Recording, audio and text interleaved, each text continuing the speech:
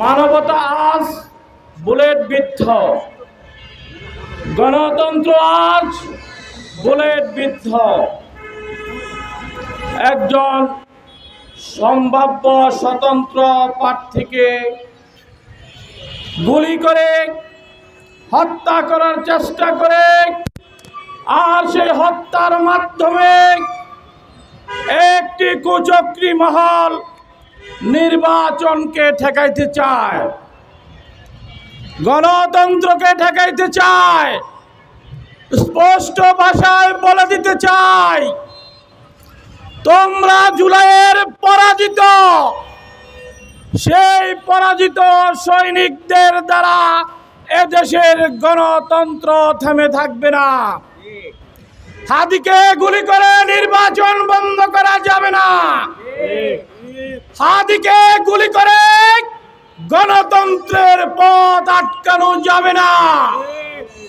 ৫৪,০০০ বর্গ মাইলে এমন হাজার হাজার হাদি রয়েছে। এক হাদিকে যদি হত্যা করা হয়, লক্ষ হাদি জেগে উঠবে এই বাংলাদেশের আনাচে কানাচে। তাই তোমাদেরকে হুঁশিয়ার করে দিতে চাই, গটি বাটি খেতাবলি সহ দেশ থেকে তোমরা বিতাড়িত হয়েছ। যদি লজ্জা থাকে তাহলে তোমরা ষড়যন্ত্র বন্ধ করো। সরকার বাহাদুরকে বলতে চাই, আপনি যদি একজন হাদির নিরাপত্তা দিতে না পারেন, সমগ্র বাংলাদেশে যখন নির্বাচন শুরু হবে, হাজার হাজার হাদির নিরাপত্তা কে দিবে? কিভাবে দিবে? কোথা থেকে আসবে?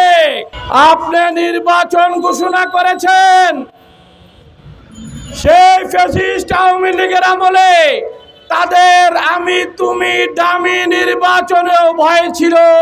সেই নির্বাচনে যেন তাদের প্রতিদ্বন্দ্বী কেউ হইতে না পারে, সেই জন্য 1% ভোটারের কালো আইন করেছিল। আপনার উচিত ছিল স্বতন্ত্র প্রার্থীর বেলায় সেই কালো আইনটি বাতিল করে বাংলাদেশে একটি অংশগ্রহণমূলক নির্বাচন স্থাপনের ইতিহাস সৃষ্টি করার জন্য সকলের জন্য উন্মুক্ত করে দেওয়া।